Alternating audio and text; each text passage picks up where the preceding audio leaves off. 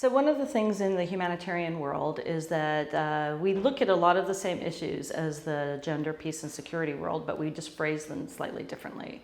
And we're always looking to mainstream a gender perspective into humanitarian response, which is as simple as looking at the differences between men and women, boys and girls, needs and expectations, but trying to also be a bit more transformative than just responding to their needs, and also building upon their leadership and their ideas, and setting in place the motion for restoring after the humanitarian emergency, whether it's a natural disaster or a conflict setting.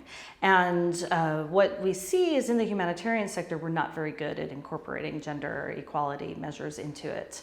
And it usually starts with looking at the assessments, like when you're doing needs assessments. It can be quite difficult for people to actually access women in the community, or to talk with them, or to get their perspectives in there. So often they do a tokenistic kind of assessment where you maybe only have the voice of a few women, or maybe like the elite women in the community. So then as you start to move into peace building or into reconciling after the conflict, the voices of the women are kind of missing. Very much when you see in the relief, when you see in women, peace and security kind of events, they focus often on the elite of the society, or the women who have either speak the language, the UN language, English, French, Spanish, or the women who have the means to travel to where the meetings are held, have the ability to move freely without their family's perspective, or just even live in the urban areas. And often the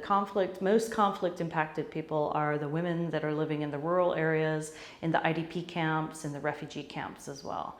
So them being left out means that you're really missing the most people that are the most impacted by the war, and you're missing their ideas and their solutions for how we could better restore a more equitable society.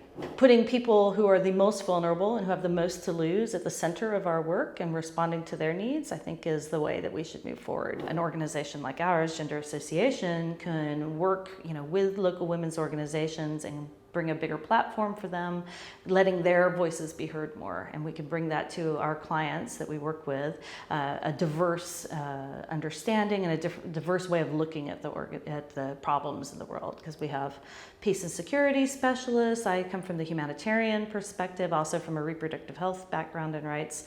So we can bring different viewpoints to common problems that are out there.